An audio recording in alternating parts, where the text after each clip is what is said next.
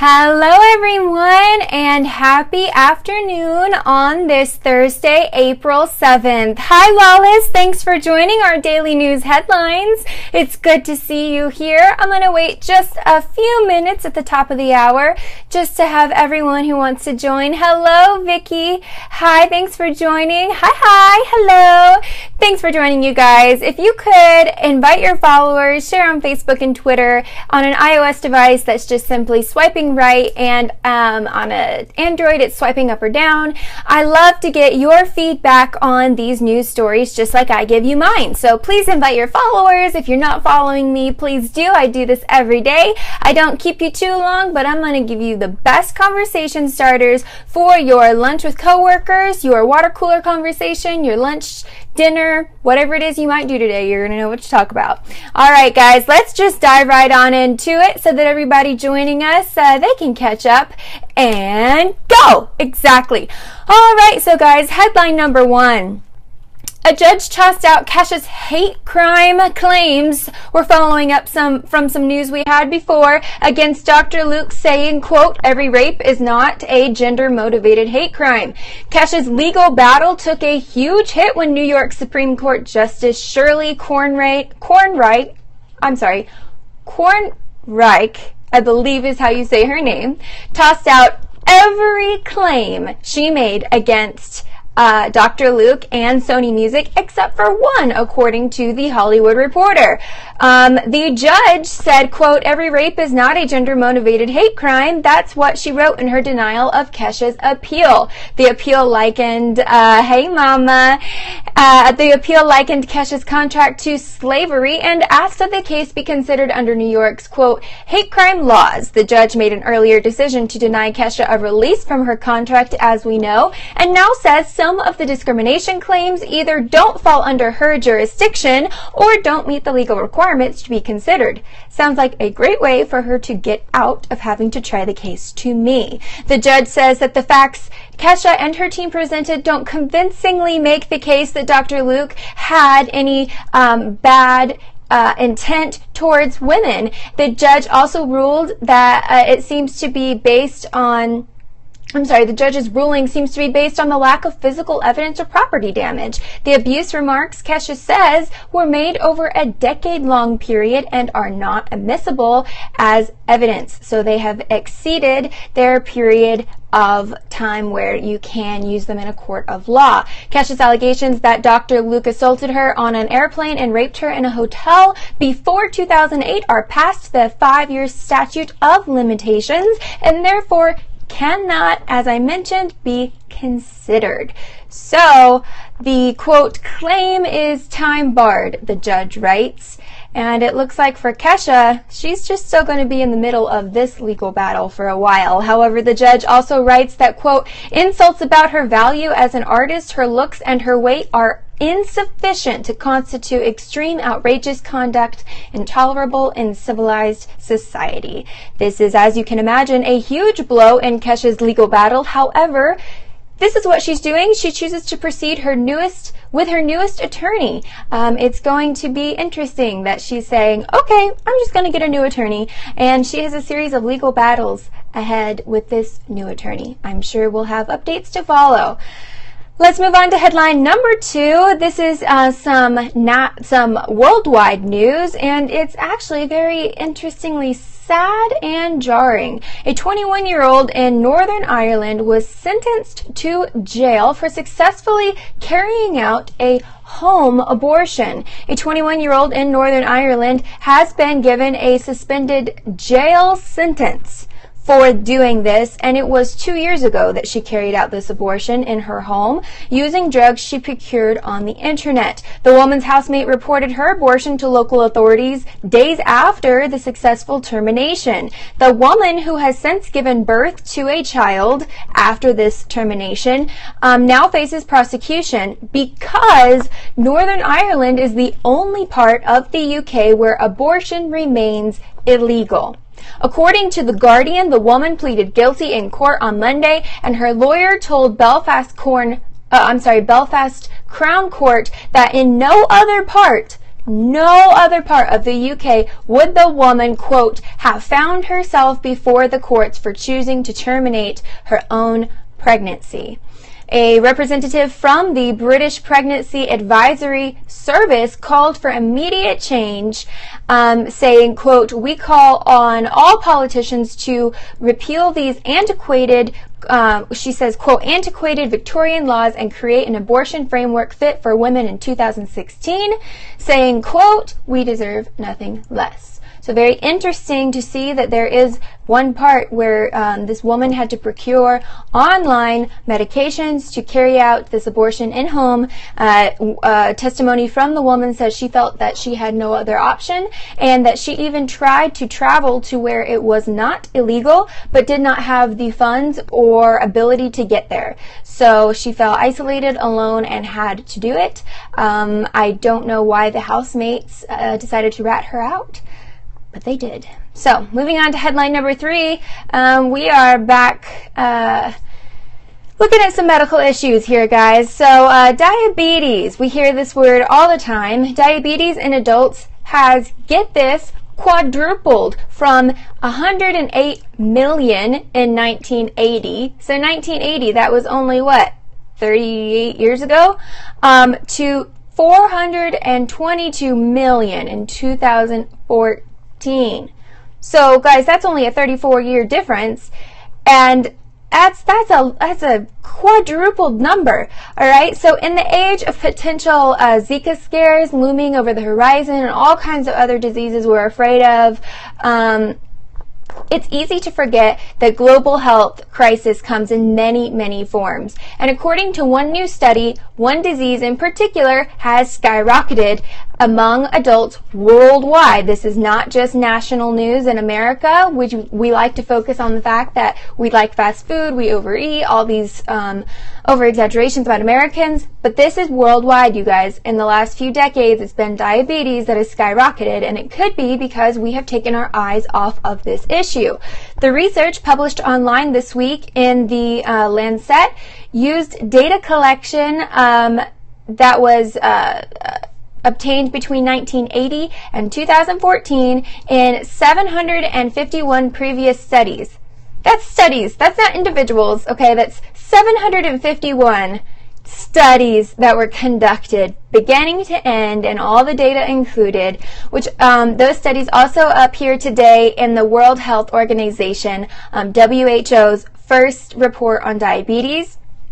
That data included information about diabetes diagnosis and the use of insulin and trends in glucose levels for almost 4.5 million adult participants from 146 countries. So basically, it was a very, very inclusive study, is what that's telling you. Using this information, the researchers were able to see the changes in the prevalence of diabetes over the past few decades, and their results were staggering. Since 1980, the number of diabetes cases globally in adults has quadrupled, as we mentioned, from 108 million to 422 million in 2014. Again, I reiterate, this is worldwide, not just national here in America. According to the CDC, in the U.S., we were on a similar trajectory. There were 5.5 million adults diagnosed with diabetes in the States in 1980 and 22 million in 2014.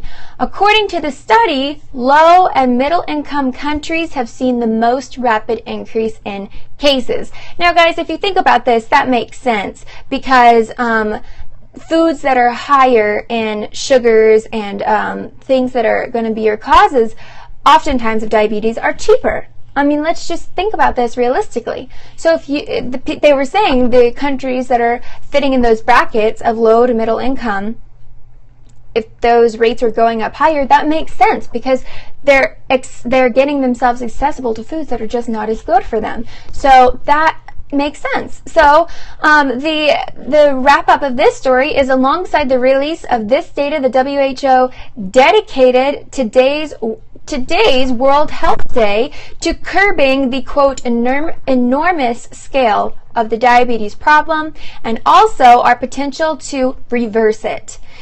And, just as importantly, the WHO emphasizes that countries do as much as possible to help those who already have the disease manage their condition. And that is true. We do. We do try as much as we can, I think, in America, and it sounds like in other countries the World Health Organization is doing everything they can.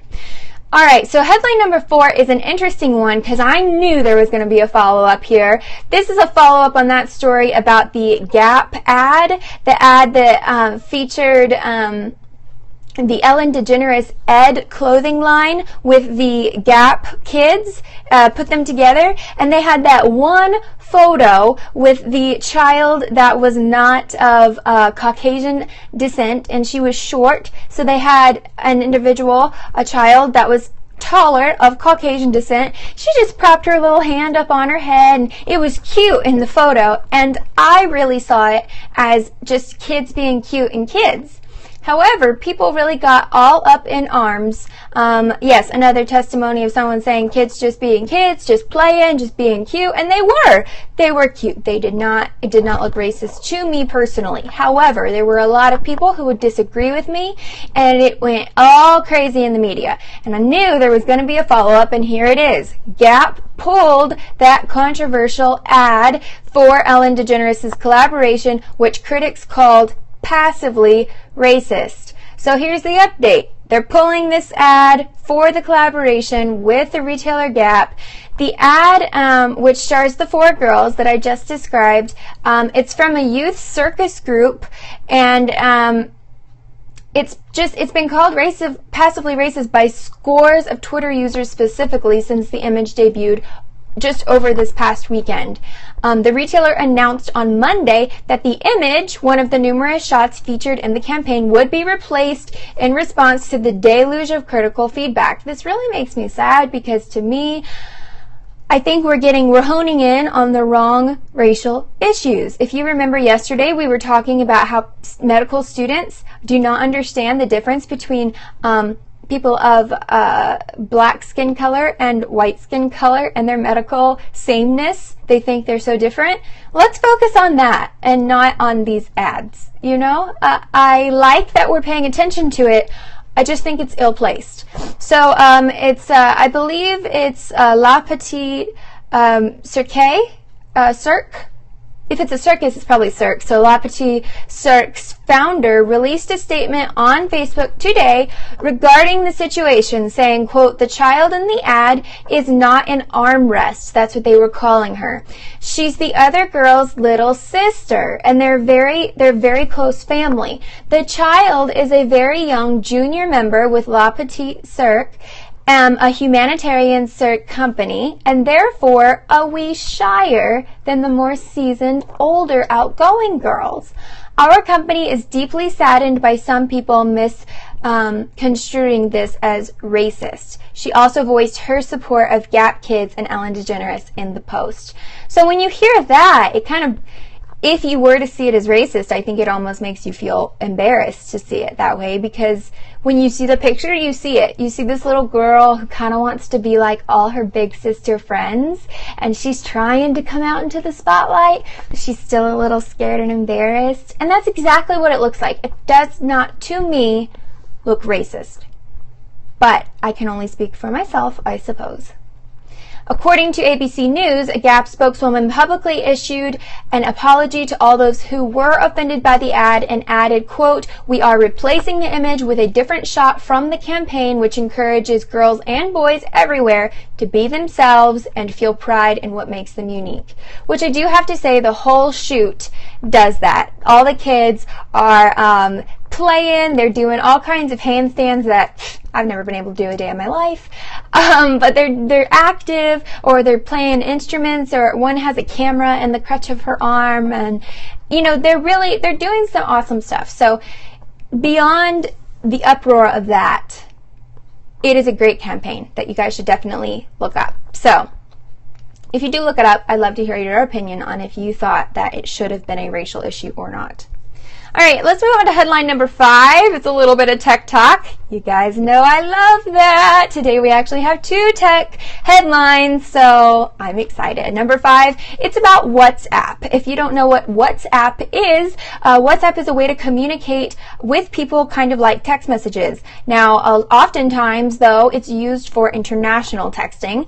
WhatsApp just announced that all communications through its app will now be encrypted. So in an age where they're kind of pushing companies to be less and less encrypted because of precedent cases such as San Bernardino, etc., WhatsApp is saying, we're going more and more encrypted, which is probably smart of them before anything becomes legally binding where they have to reduce encryption. And by then, they'll be so encrypted that when they reduce it, it'll still be much higher than it even is now. So, why should you care about this? Well, I'm going to tell you. Over the past few months, phone security has been in the spotlight because of, like I said, Apple's standoff against the FBI, while Apple contested that unlocking a phone used by one of the San Bernardino shooters would set a dangerous precedent. I agreed with Apple. Personally, that was my opinion. The government claimed that the tech giant was preventing access to essential information, though. Although that battle ended last week when the FBI found a way to unlock the phone on its own, it sparked a whole new conversation around security that is not likely to end anytime soon. You guys saw that coming. Here's the latest proof. The popular messaging app service called WhatsApp just announced that all communication through its app will now be encrypted, and increasingly so. So, like I said, what does that mean to you? Anything that you or anyone else sends through WhatsApp will be encoded, and only the intended recipient can read it. Software engineers at WhatsApp are effectively preventing any future legal battles of their own against the FBI. They're being very proactive here because not even they will be able to decode messages sent through the app. So, if I send something to John Nugget here, thank you for joining. If I send something to him through WhatsApp company can't even decode that. It's kind of like Bitcoins, how they have, how they have all kinds of new, they have their keys, and there's 2 keys, and they make it so that you cannot decrypt that easily at all, even if you are somebody who owns, they make it extremely difficult on purpose. So the news is major because WhatsApp is widely accessed on the international basis for calls, text, and phone and video sharing. While WhatsApp isn't incredibly popular so much in the US, we use iMessage, SMS, messages, and Facebook Messenger. That's more popular here, but it is the most popular messaging platform across the rest of the world, and to avoid international texting fees. So, the app works over your internet connection, and it's free to send messages. That's why it's great when you're traveling abroad. So, some might claim this means that terrorists around the world now have a way to send messages that governments can't track, but some cyber criminals already have other methods of sending encoded and encrypted messages anyway. So, WhatsApp's decision is unlikely to enable terrorism in a way that they haven't already figured out already. Instead, it's providing personal security for billions. So that's definitely a topic of conversation, something you might want to bring up at lunch, I definitely think it would spark different opinions, different viewpoints, and maybe you want to check out WhatsApp because it's definitely not being monitored the same way that your iMessage and SMS messages are. I'm more worried about my security and privacy. In that case, like I said, maybe you want to check out using WhatsApp to communicate with your friends and family here in the U.S. instead of using iMessage or SMS messaging because it is not as monitored by the government. So, just, food for thought. I'm not advocating for or against. I can see pluses and minuses on both sides. So, for me, I'm going to stick to using my iMessages and SMS messages, and for overseas friends I use WhatsApp. So I'm just going to continue doing that personally. Alright guys, we're going to move on to headline number 6, and if you are a caffeine addict or a Starbucks star, if you've got that gold card, you're going to want to hear this next headline. Starbucks plans to build a 20,000 20,000 square foot location in New York City in 2018. You heard me right, 20,000 square feet. If you're obsessed with every new beverage that comes to Starbucks, get ready for this. The coffee chain is planning to open its biggest location to date, of course, in New York City. This new store, which is slated to open in 2018, will be Starbucks' second version of the roastery, the only other location of this kind, which is basically a haven for all things coffee, is in Seattle, which is the home of Starbucks. It's where it was birthed, so that makes sense. Refinery 29 had the chance to go to the original roastery on a trip to the Starbucks headquarters. I'm jealous. And if you're listening to Starbucks, you can take me up there anytime. I will do a great report for you, I promise. Bring all my followers. We'll have a grand time. When they went up to the headquarters, Refinery 29 described it as kind of a Java-themed Disneyland. And the company roasts its own coffee there, hence the name Roastery. And the beans are shuttled around the world in huge Willy Wonka-like tubes. I mean, my brain is going crazy with the idea of what this must be like. The roastery is also home to a bunch of diverse brewing methods that you won't see elsewhere, and perhaps the most exciting of all is its unique drink menu. So, if you're ever in Seattle, be sure to check that out. And in 2018, you'll be able to check this out. The plan is to house the 20,000 square foot New York City roastery location inside a brand new building currently under construction in Chelsea, located in Manhattan. So far, details are hush hush. So be ready for surprises in store. Starbucks is really great at surprising us. All right, let's move on to headline number 7. You know, we got to get a little bit of celebrity action in here, you guys. So, Vanessa Hudgens. She is facing some legal battles against in Arizona for defacing a rock formation. It all started out very innocently. The original story I will update you on, but today's update is that she will face legal action over her defacement of a national park billboard. This is a report from Billboard. She will either pay a fine and restitution or make a court appearance after carving just a heart into a rock in a national park, in Sedona National Park. So it says that she was, quote, cooperative in providing the specific location of the carved rock, and that's what forest officials told Billboard on Tuesday. Defacing the national features of a U.S. Forest Service protected area can be punished by up to 6 months in jail and a maximum fine of $5,000. I did not know that. So thank you so much for inviting followers. Thank you so much. If the rest of you here want to do that, please do. I did not know that. So that's great information for you guys to know if you ever find yourself in a park and you feel like, drawing a heart on a rock. Just don't. Just don't do it. The original story was from February 16th. It was posted at 6 p.m. on Refinery 29, and it was that she spent a romantic weekend with her boyfriend in Sedona, Arizona. Austin Butler was her boyfriend, and it was for Valentine's Day, and they decided that, just Valentine's Day, they posted a picture of themselves with what they thought was a cute, harmless symbol of their love together, and it was just their etched names inside on a red rock, and it said, "Happy Valentine's Day, Boo Boo Bears," is what the caption was for the picture. The only problem is that it's illegal to deface natural formations on federal land. So, keep that in mind.